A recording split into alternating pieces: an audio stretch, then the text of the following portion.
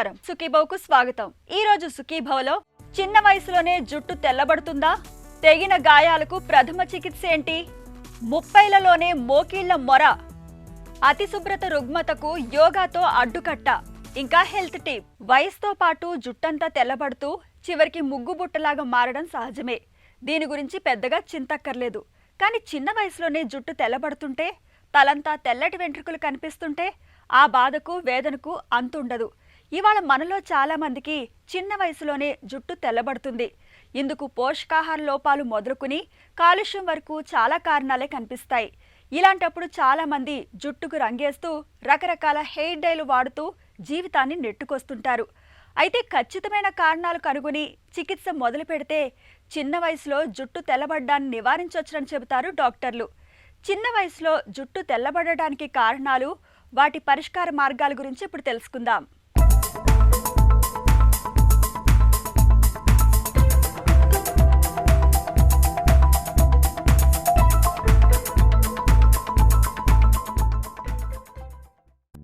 వయసు మీద పడే కొద్దీ మన శరీరంలో ఎన్నో మార్పులు జరుగుతుంటాయి. అలాగే మన జుట్టు కూడా తెల్లబడుతుంది. అయితే నేటి తరంలో చాలా మందికి చిన్న వయసులోనే 30 ఏళ్లు నిండకుండానే జుట్టు నెరిసిపోతోంది.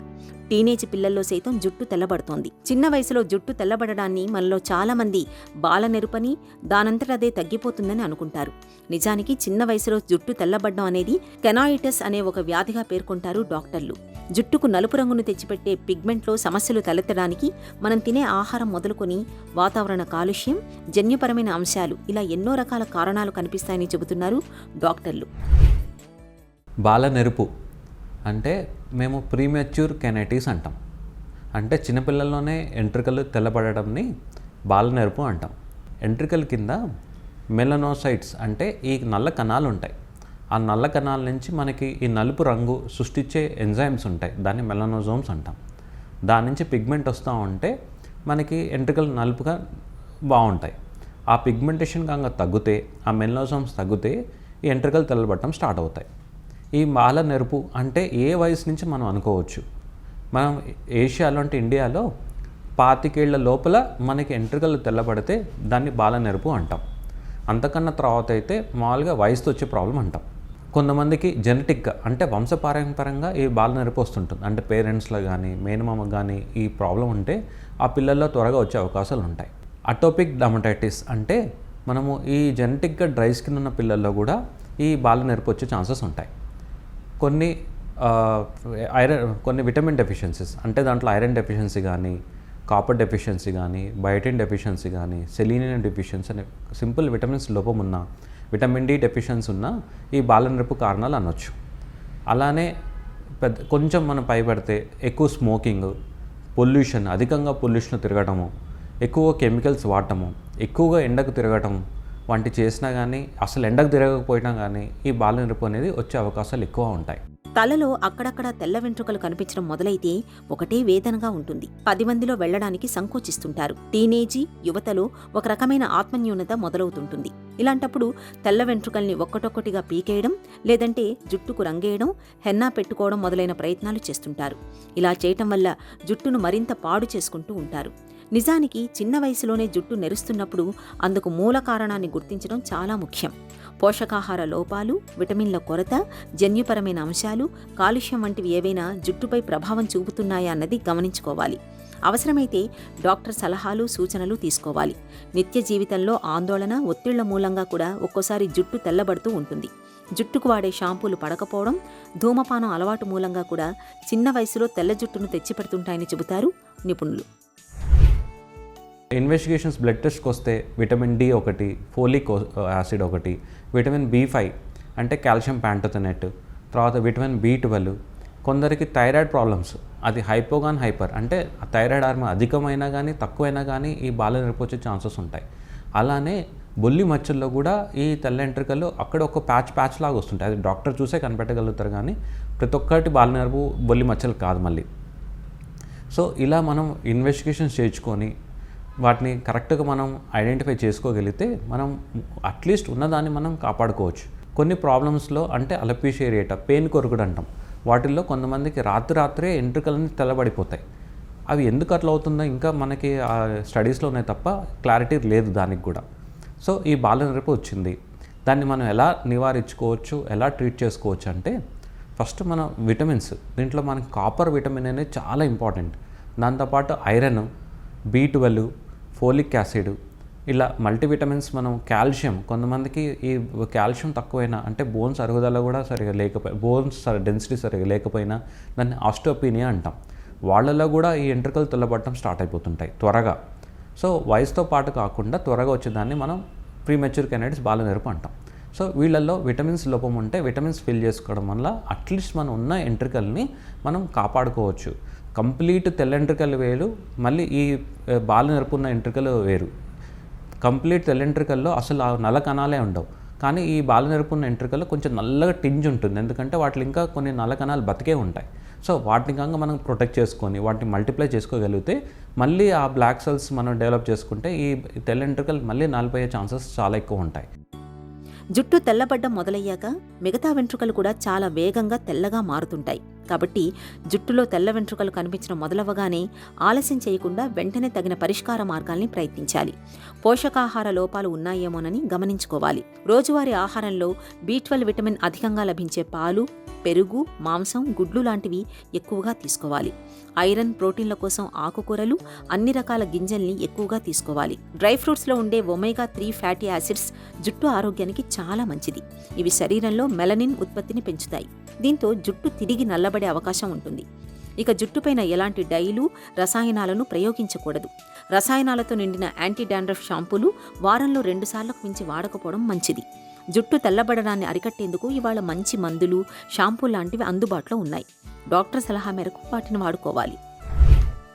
ఎక్కువ ఎండలో తిరుగుతుంటే ఈ మనకి హెయిర్ కూడా మనకి మాయిశ్చరైజర్స్ కండిషన్స్ యూస్ చేసుకోవడం వల్ల హెయిర్ డ్యామేజ్ కాకుండా ఉంటుంది. ఇంకా ఆక్సిడేటివ్ స్ట్రెస్ అంటాం, అంటే ఈ బాడీలో ఈ ఎంజైమ్స్ ఇవన్నీ రియాక్షన్స్ వల్ల ఫ్రీ రాడికల్స్ బాడీలో జనరేట్ అవుతూ ఉంటాయి, అంటే కెమికల్ రియాక్షన్స్లో. అవి బాడీలో అధికమైనా కానీ ఈ తెల్లెంట్రుకలు వచ్చే ఛాన్సెస్ చాలా ఉంటాయి. సో ఈ ఫ్రీ రాడికల్ స్కావెంజర్స్ అంటే మన రోజు పోషకాహారంలో తీసుకునే ఆరెంజ్ కలర్ ఫ్రూట్స్, వెజిటేబుల్స్, దాన్ని ప్యూర్ యాంటీఆక్సిడెంట్స్ అంటాం. అవి తీసుకున్న తర్వాత సూపర్ ఆక్సైడ్ డిస్మ్యూటివ్స్ అనే మెడిసిన్స్ ఉంటాయి, అవి తీసుకున్న ఈ ఆక్సిడేటివ్ స్ట్రెస్ అంటే కెమికల్ రియాక్షన్స్, న్యాచురల్గా బాడీలో కెమికల్ రియాక్షన్స్ వచ్చే దానివల్ల వచ్చే బాలనెరుపు మనం తగ్గించుకోవచ్చు. అండ్ పైపూత మందులకు వస్తే మనము ఈ మెలిటోనిన్ అనే హార్మోను సరే నిద్రపోకపోయినా, ఎక్కువ స్ట్రెస్ ఉన్నా ఈ మెలిటోనిన్ హార్మోన్ జనరేట్ అవ్వదు. దానివల్ల కూడా ఈ ఎంట్రుకలు తెల్లబడుతూ ఉంటాయి. సో ఈ మెలిటోనిన్ మనం ఇప్పుడు ఈ లోషన్స్లో మనకి అందుబాటులో ఉన్నాయి. ఆ మెలిటోనిన్ లోషన్స్ అప్లై చేసుకోవడం, లేదంటే పువాజాల్ థెరపీ అంటాం. అంటే ఈ మన పువాజాల్స్ అంటే ఒక రకమైన మెడిసిన్స్ హెయిర్ మీద అప్లై చేసి ఒక కాసేపు ఎండలో చూపించడం వల్ల రియాక్ట్ అయ్యి ఈ బ్లాక్ సెల్స్ మళ్ళీ జనరేట్ అయ్యే ఛాన్సెస్ ఉంటాయి. దీన్ని పువాజాల్ థెరపీ అంటాం. ఈ పైపూత మందులు, ఈ పువాజాల్ థెరపీతో మనకి రిజల్ట్స్ రాకపోతే లాస్ట్ గ్లాండ్ ఏది మనం ఈ హెయిర్ డైసే. సో మీరు హెయిర్ డైకి అలర్జీకి అవుతే అది వాడకపోవటం మంచిది. లేదు వాడదలుచుకుంటే పీపీడీ ఫ్రీ డైస్ చాలా సేఫ్, ఎటువంటి క్యాన్సర్ రాదు. డాక్టర్ని కన్సల్ట్ అయ్యి కరెక్ట్గా ఎవాల్యుయేట్ చేసుకోగలిగితే మనం ఉన్న ఎంట్రికలు మనం ప్రొటెక్ట్ చేసుకొని ఏదైతే తెల్లబడే కొంచెం మళ్ళీ నలిపోయే అవకాశాలు చాలా ఎక్కువ ఉంటాయి. చిన్న వయసులోనే జుట్టు తెల్లబడకుండా ఉండేందుకు కేశ సంరక్షణ విషయంలో ముందు నుంచి తగిన జాగ్రత్తలు తీసుకోవాలి. రోజువారీ ఆహారంలో అన్ని రకాల పోషకాలు ఉండేలా చూసుకోవాలి. నిత్య జీవితంలో ఒత్తిడి, ఆందోళన తగ్గించుకోవాలి. ధూమపానం, కాలుష్య కారకాలకు దూరంగా ఉండాలి. వారానికి కనీసం 2 సార్లైనా తలస్నానం చేయాలి. జుట్టుకు తరచూ నూనె పెట్టడం, మాడును మృదువుగా మసాజ్ చేయడం మంచిది. ఉసిరిపొడి, మందార తైలం, కరివేపాకు, వేప నూనె, శీకాయ వంటి సహజ సిద్ధమైన పదార్థాలు జుట్టుకు ఎంతో మేలు చేస్తాయి. వీటిని తరచూ వాడుకోవడం వల్ల జుట్టు ఆరోగ్యంగా ఉండడంతో పాటు వెంట్రుకలు తెల్లబడ్డం కూడా తగ్గుతుంది. సమస్య మరీ తీవ్రంగా ఉన్నప్పుడు డాక్టర్ల పర్యవేక్షణలో చికిత్స తీసుకోవడం మంచిది. పిల్లలు ఇంట్లో ఉన్నారంటే ఎక్కడ ఒక చోట కుదురుగా ఉండరు. ఇల్లంతా తిరిగేస్తూ చేతికి అందిన వస్తువునల్లా పీకి పడేస్తుంటారు. కొన్నిసార్లు చాకులు, బ్లేడ్ల వంటి పదునైన వస్తువులతో కూడా ఆడుకుంటూ ఉంటారు. ఇలాంటప్పుడు పిల్లలకు పొరపాటున చర్మంపై తెగిన గాయాలు అవుతుంటాయి. గాయాల మూలంగా లేత చర్మం కోసుకుపోయినట్లుగా అయి రక్తస్రావం జరుగుతుంటుంది. ఇలాంటప్పుడు తల్లిదండ్రులు వెంటనే ఏం చేయాలో, తెగిన గాయాలకు ప్రథమ చికిత్సగా ఎలాంటి చర్యలు తీసుకోవాలో ఇప్పుడు తెలుసుకుందాం.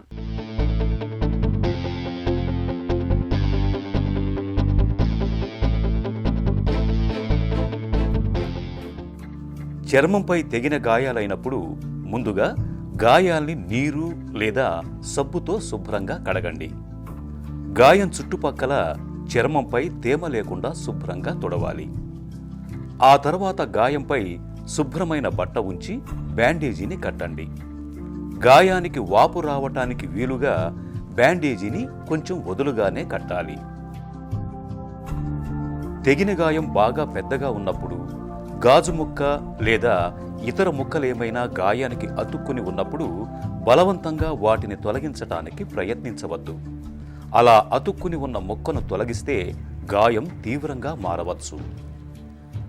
గాయం నుంచి ఒకవేళ రక్తం ధారగా ఎక్కువగా కారుతూ ఉంటే గాయపడిన ప్రదేశాన్ని ఛాతీ కన్నా ఎక్కువ ఎత్తులో లేపి ఉంచండి. శుభ్రమైన బట్టను మడతలుగా పెట్టి గాయం పైన ఉంచి గట్టిగా నొక్కాలి. రక్తం కారటం ఆగిపోయేదాకా ఇలా చేస్తూనే ఉండండి.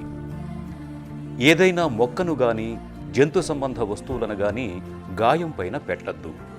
వాటి వల్ల ఇన్ఫెక్షన్ సోకే అవకాశం ఉంటుంది.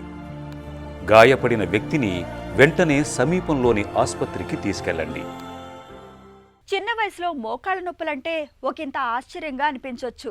కానీ ఇవాళ యువతరంలో చాలామంది మోకాళ్ళ నొప్పులతో బాధపడుతున్నారన్నది చేదు వాస్తవం. అధిక బరువు, స్థూలకాయంతో పాటు జీవనశైలి కూడా యువతలో మోకాళ్ళ నొప్పులకు ఒక ప్రధాన కారణంగా ఉంటుంది. ఇక ప్రమాదాల్లో మోకాళ్లకు దెబ్బలు తగలడం, కీళ్లవాతం వంటి జబ్బులు కూడా చిన్న వయసులోనే మోకాళ్ళ నొప్పులను తెచ్చిపెడుతున్నాయని చెబుతున్నారు డాక్టర్లు. యువత జీవితాన్ని తీవ్రంగా ప్రభావితం చేసే మోకాళ్ళ నొప్పులకు కారణాలు, పరిష్కార మార్గాల గురించి డాక్టర్ని అడిగి ఇప్పుడు తెలుసుకుందాం. చిన్న వయసులో టీనేజర్స్లో కానీ మోకాళ్ళ నొప్పులు వస్తాయి. నీ పెయిన్స్ నార్మల్గా ఆస్టియో ఆర్థరైటిస్ అంటే వయసుతో వచ్చే అరుగుదల 40-45 నుంచి ఉంటుంది. బట్ చిన్న వయసులోనే టీనేజ్లో వస్తుంది, 20 ఇయర్స్కి వస్తాయి, 25 ఇయర్స్ కానీ నీ పెయిన్స్ వస్తున్నాయి. దీనికి కారణాలు వేరియస్ ఉంటాయి. సమ్ టెండనైటిస్ ఉండొచ్చు, ఇన్ఫ్లమేషన్స్ ఉండొచ్చు, లిగమెంట్ ఇంజరీస్ ఉండొచ్చు. ఇవన్నీ వేరే రకంగా కారణాలు, నొప్పులు వేరే రకంగా ఉంటుంది. నార్మల్గా యంగ్ ఏజ్లో వచ్చేది knee pains are various reasons అండి. One is sports related injuries, road traffic accidents. అట్లాంటి దాంట్లో మోకాళ్ళ ఇంజరీస్ వస్తే లిగమెంట్స్ డ్యామేజ్ అయ్యి మెనిస్కస్ అండ్ రబ్బర్ వాషర్ ఉంటుంది, అండ్ ఆల్సో లిగమెంట్స్ డ్యామేజ్ కావచ్చు. This is one cause. Next is మన జనరల్ పాపులేషన్లో, యంగర్ అడల్ట్స్లో అన్హెల్తీ లైఫ్ స్టైల్స్ చాలా ఉన్నాయి. ల్యాక్ ఆఫ్ ఎక్సర్సైజ్ చాలా ఉంది. So they do not exercise. సడన్గా ఎక్సర్సైజ్ చేయాలని ఎక్కువ ఎక్సర్సైజ్ చేస్తారు. సో అన్అకస్టమ్డ్ ఎక్సర్సైజ్ చేసినప్పుడు మన నీ మీద లోడ్ పడుతుంది. సో రెగ్యులర్ ఎక్సర్సైజ్ ఉండి ఫిజికల్గా ఉండి మనం బాగుంటే ఈ లోడ్ పడినా కానీ మనకేం ప్రాబ్లం ఉండదు. సో అన్అకస్టమ్డ్ ఎక్సర్సైజ్తో నీ మీద స్ట్రెయిన్ పడి రావచ్చు. ఫుడ్ హ్యాబిట్స్ చాలా బ్యాడ్ ఉన్నాయి. ప్రాసెస్ ఫుడ్స్ చాలామంది తింటుంటారు. ఓవర్ ద ప్రాసెస్ ఫుడ్స్ తింటారు, కార్బోనేటెడ్ డ్రింక్స్, కోక్స్, పెప్సీస్ అన్ని తాగి వెయిట్ పెరుగుతుంటారు. ఇవన్నీ నీ మీద లోడ్ పడుతుంది. సో ఇవన్నీ పడే కొద్దీ నీ మీద కానీ పెయిన్స్ రావచ్చు. So various reasons for youngsters. Elderly ఏజ్లో అరుగుదలతో వచ్చేది, యంగ్స్టర్స్లో ఈ లైఫ్ స్టైల్ చేంజెస్ మూలంగా, ల్యాక్ ఆఫ్ ఎక్సర్సైజ్ మూలంగా మసిల్ స్ట్రెంత్ ఉండదు. అండ్ సడన్గా ఎక్సర్సైజ్ చేసి రాంగ్ పద్ధతి చేసినప్పుడు అప్పుడు నీ మీద లోడ్ పడుతుంది. నువ్వు యంగర్ ఏజ్లో సర్జరీ చేసేది అది మెయిన్లీ ఆర్థ్రోస్కోపిక్ సర్జరీ, అంటే it comes under the preview of sports medicine. So దాంట్లో లిగమెంట్ రీకన్స్ట్రక్షన్స్ ఉంటాయి, కార్టిలేజ్ రీప్లేస్మెంట్ ప్రొసీజర్స్ ఉంటాయి, కార్టిలేజ్ అండ్ ఆస్టియోకాండ్రల్ డిఫెక్ట్స్ అయినప్పుడు మెనిస్కల్ సర్జరీస్ ఉంటాయి. మెనిస్కల్ ఫిక్సేషన్ అంటే మెనిస్కల్ టేర్ అయినప్పుడు 15-20 ఇయర్స్ బ్యాక్ ఆ మెనిస్కల్స్ తీసేది, ఇప్పుడు చాలా తక్కువ తీసేది, దాన్ని మళ్ళీ రీప్లేస్ చేసి దాన్ని ఫిక్స్ చేస్తారు. So meniscal surgeries, ligament surgeries, ACL reconstructions and cartilage procedures main procedures younger age group below the age of 40లో చేసేవి. ఇవన్నీ మనకు యూజువలీ స్పోర్ట్స్ రిలేటెడ్ ఇంజరీస్తో వస్తాయి. So weight control, physical activity, physical exercises, lifestyle changes in terms of diet, ఇవన్నీ healthy food తినే కొద్దీ weight maintain అయితే ఇవన్నీ మనకు in turn knee pains and general health improve అయ్యి. అతి శుభ్రత గురించి మనకు తెలిసిందే. మనలో కొంతమంది కడిగిందే కడుగుతుంటారు, తుడిచిందే మళ్ళీ మళ్ళీ తుడుస్తుంటారు. మనసులో పదే పదే అనుమానాలు, ఆలోచనలు పుట్టుకురావడము అతి శుభ్రత లాంటి సమస్యే. తాళం వేసామా లేదా, స్టవ్ కట్టేశామా లేదా, తలుపుకు గొళ్ళెం పెట్టామా లేదా వంటి అనుమానాలతో పాటు మది నిండా అసహ్యకరమైన ఆలోచనలు, వికారమైన భావనలు పదే పదే వస్తూ బాగా ఇబ్బంది పెడుతుంటాయి. ఈ రకమైన లక్షణాల్ని ఓసీడీగా పిలుస్తారు డాక్టర్లు. నిత్య జీవితాన్ని దుర్భరంగా మార్చే ఈ రకమైన లక్షణాల నుంచి బయటపడేందుకు యోగాసనాలు చక్కగా ఉపకరిస్తాయని చెబుతారు నిపుణులు. అతి శుభ్రత లక్షణాలను అధిగమించేందుకు ఉపకరించే యోగాసనాలు, వాటి సాధనలో మెలకువలు అంటే అబ్సెసివ్ కంపల్సివ్ డిజార్డర్. ఇది ఒక మానసిక రకమైనటువంటి వ్యాధి. ఈ ఓసిడి వ్యక్తి యొక్క జీవితాన్ని ఆలోచన విధానంతో ప్రభావితం చేసేటటువంటి వ్యాధి. ఈ ఓసిడి ఉండేటువంటి వాళ్ళు చాలా మానసిక సంఘర్షణకి, మానసిక ఆందోళనకి, నిరుత్సాహానికి గురి చేస్తుంది.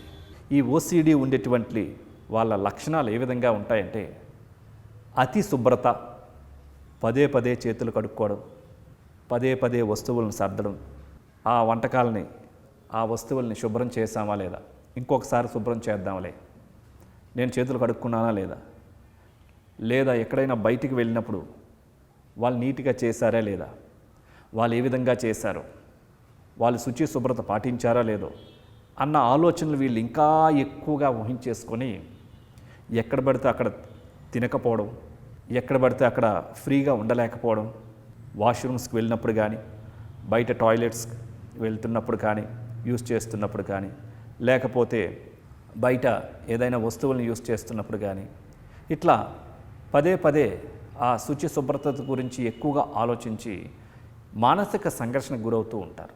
తద్వారా మానసిక ఆందోళనకి, మానసిక నిరుత్సాహానికి గురవుతూ ఉంటారు. ఇది మనస్సును చాలా గందరగోళానికి గురిచేసి బాధ పెట్టేటటువంటి. మరి కొన్ని ప్రత్యేకమైనటువంటి ఆసనాలు, కొన్ని ప్రత్యేకమైనటువంటి ముద్రలు శరీరంలో కొన్ని రకాలైనటువంటి మార్పులను తీసుకుని వచ్చి మానసిక రకమైనటువంటి ఆలోచనలను కూడా మార్చి తద్వారా మనస్సుకి కొత్త శిక్షణ ఇచ్చుకోవడం ద్వారా వాళ్ళ యొక్క మానసిక ప్రశాంతతని వాళ్ళు పొందడానికి అవకాశం ఉంటుంది. అందులో భాగంగా ఈ ఓసిడి సమస్యలకు ఉపయోగపడేటటువంటి వీరభద్రాసనం మరియు హాకినీ ముద్ర ఏ విధంగా చేయాలో చేసి చూద్దాం. ముందుగా వీరభద్రాసనం. ఈ ఆసనాన్ని నిలబడి సమస్థితి నుంచి చేస్తాం. పాదాలు రెండు జతలో ఉంటాయి. రెండు చేతులు శరీర ప్రక్క భాగాలకు తాకుతున్న విధంగా పొజిషన్లో ఉంటాయి. ఈ స్థితి నుంచి రెండు పాదాలని 2 feet డిస్టెన్స్లో ఉంచుకోవాలి. పాదాలు రెండింటిని ఒక 2 అడుగుల దూరంలో ఉంచుకున్న తర్వాత ఎడమ కాలు యొక్క పాదాన్ని ఎడమ వైపు తిప్పాలి. తిప్పిన తర్వాత ఎడమ కాలు యొక్క మోకాలను పూర్తిగా వంచాలి. కుడికాలు స్ట్రైట్గా ఉంటుంది. ఈ స్థితిలో రెండు చేతుల్ని శ్వాసన తీసుకుంటూ పైకి లేపాలి. ఆసన స్థితిలో స్థిరంగా ఉండాలి. 1 2 3 4 5 6 7 8 9 10. ఇప్పుడు రెండు చేతుల్ని రిలీజ్ చేసి యథాస్థానానికి తీసుకొని వచ్చి ఎడమ కాలుని కూడా స్ట్రైట్గా తీసుకొని రావాలి. ఎడమ కాలు యొక్క పాదాన్ని స్ట్రైట్గా చేసుకోవాలి. అదేవిధంగా ఇప్పుడు కుడికాలుతో కూడా చేస్తాం. కుడికాలు యొక్క పాదాన్ని కుడివైపుకు తిప్పి ఉంచి బాడీ షేప్ అంతా కూడా కుడివైపు చూస్తున్న విధంగా ఉంచి కుడి యొక్క మోకాల్ని పూర్తిగా బెండ్ చేసి ఇప్పుడు రెండు చేతుల్ని స్ట్రైట్గా శ్వాస తీసుకుంటూ రెండు హ్యాండ్స్ని పైకి రేజ్ చేయాలి. ఆసన స్థితిలో స్థిరంగా ఉండాలి. 1 2 3 4 5 6 7 8 9 10. ఇప్పుడు రెండు చేతులని రిలీజ్ చేసి కుడికాలు మోకాల్ని కూడా రిలీజ్ చేసి కుడికాలు యొక్క పాదాన్ని స్ట్రైట్గా తెచ్చుకొని రెండు పాదాలని జతలో తెచ్చుకొని విశ్రాంతి స్థితిలో ఉండాలి. ఇప్పుడు మనం హాకినీ ముద్ర చేస్తాం. అందరూ సుఖాసనంలో కూర్చోవాలి. బ్యాక్ స్ట్రైట్గా ఉంటుంది. రెండు అరిచేతుల్ని స్ట్రైట్గా ఉంచుకొని వ్రేళ్ళ రెండింటినీ కూడా పూర్తిగా వ్రేళ్ళ యొక్క చివర భాగాలను తాకించాలి. బొటన వ్రేలు, చూపుడు వ్రేలు, మధ్య వ్రేలు, ఉంగరపు వేలు, చిటికిన వ్రేలుని తాకించి ఉంచాలి. చివర్లు మాత్రమే తాకుతూ ఉంటాయి. ఈ స్థితిలో షోల్డర్స్ రిలాక్స్గా ఉంటాయి. బ్యాక్ స్ట్రైట్గా ఉంటుంది. హెడ్ స్ట్రైట్గా ఉండి కళ్ళు మూసుకొని బ్రీతింగ్ పైన కాన్సన్ట్రేట్ చేసి slowly breathe in, slowly breathe out.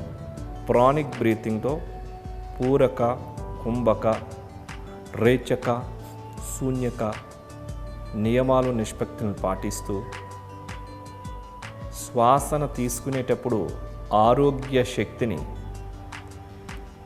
మీ యొక్క బ్రెయిన్కి పంపిస్తున్నట్టుగా భావన చేయాలి. శ్వాసను విడిచిపెట్టినప్పుడు రోగ శక్తిని బయటికి పంపించి వేస్తున్నట్టుగా భావన చేయాలి. దీనినే ఇంటెన్షన్ బ్రీతింగ్ అంటారు. కాన్సన్ట్రేషన్ అంతా కూడా మీ ఇంటెన్షన్ పైన, బ్రీతింగ్ పైన ఉంచాలి. ఇప్పుడు శ్వాసను విడిచిపెట్టిన తర్వాత నిదానంగా కళ్ళు తెరిచి ముద్రను రిలీజ్ చేయాలి. చూశారు కదండి, ఈ వీరభద్ర ఆసనాన్ని ప్రతిరోజు 5 సార్లు చొప్పున చేస్తూ ప్రొద్దున సాయంత్రం సమయం ఉంటే ఈ హాకినీ ముద్రని 15 నిమిషాల నుంచి 20 నిమిషాలు గనక చక్కగా చేసినట్లయితే వీరు మానసిక యొక్క ఆలోచన సరళిలో మార్పు వచ్చి మైండ్ బాడీ కోఆర్డినేషన్ బాగా పెరిగి వీరు ఈ రకమైనటువంటి సమస్యల నుంచి తొందరగా బయటపడవచ్చు. ఒక చిన్న చిట్కా మీకోసం. దంతాలు తెల్లగా మెరవడానికి వారానికి ఒకసారైనా దంతాలను టేబుల్ సాల్ట్తో కానీ లేదా వంట సోడాతో కానీ తోమడాన్ని ఒక అలవాటుగా మార్చుకోండి. దంత సమస్యలు తగ్గి పళ్ళు చక్కగా మెరుపు సంతరించుకుంటాయి.